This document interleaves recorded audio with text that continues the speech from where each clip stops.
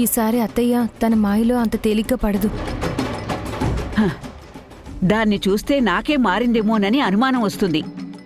ఏదేమైనా మనం కొంచెం జాగ్రత్తగా ఉండాల్సిందు. సరే భాగ్యం, తన మీద ఒక కన్నేసి ఉంచుదాం. సరే, కిందికెళ్దాంరా. రా.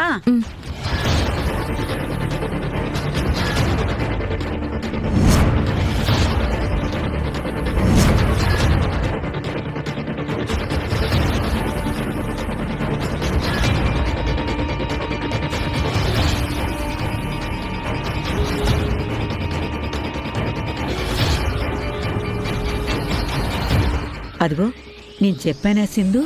చూడు, ఈ ఇంట్లో దాని ఉనికిని కాపాడుకుని ఏ అవకాశం వచ్చినా వదలడం లేదని.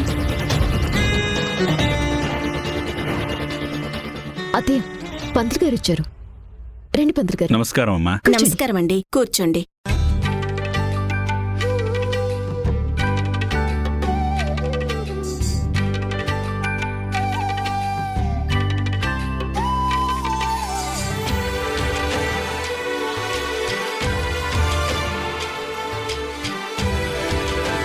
ఏంటి సింధు అలా చూస్తున్నావు? అత్తయ్య వాళ్ళ పెళ్లి రోజున గుళ్ళో స్వామివారి కళ్యాణం జరిపిస్తానని అనుకుంటున్నారు కదా.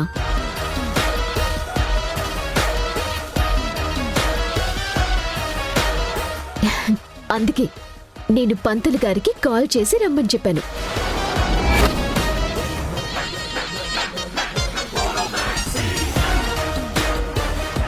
పంతులు గారు, మీకు తెలిసిందే కదా, ప్రతి సంవత్సరం మా పెళ్లి రోజున గుడిలో స్వామివారి కళ్యాణం జరిపిస్తాం. నేను చంద్ర పీటల మీద కూర్చుంటాం. ఈసారి కూడా అలాగే జరగాలి. ఆ ఏర్పాట్లు చూడండి. అలాగే ఏ సమయం బాగుందో చూసి చెప్పండి. అలాగేనమ్మా.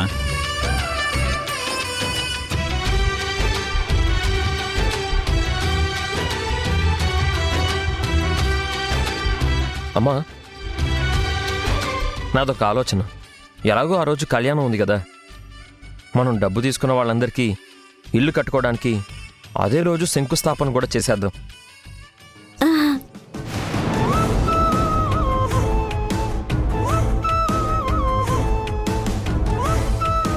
అన్నీ ఒకేసారి శుభప్రదంగా జరిగిపోతాయి.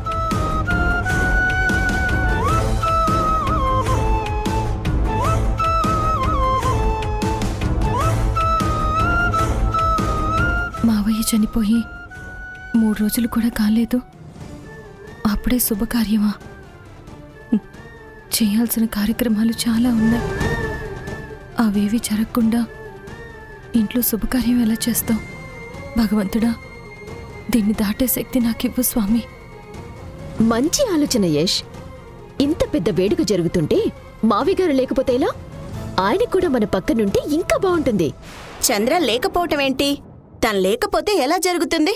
పీటల మీద నాతో పాటు ఎవరు కూర్చుంటారు?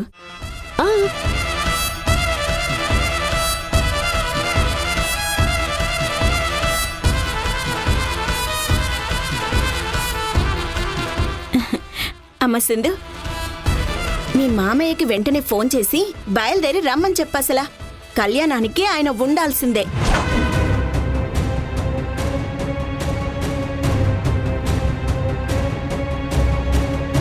అవును సింధు, ఇప్పుడే కాల్ చేసి చెప్పు.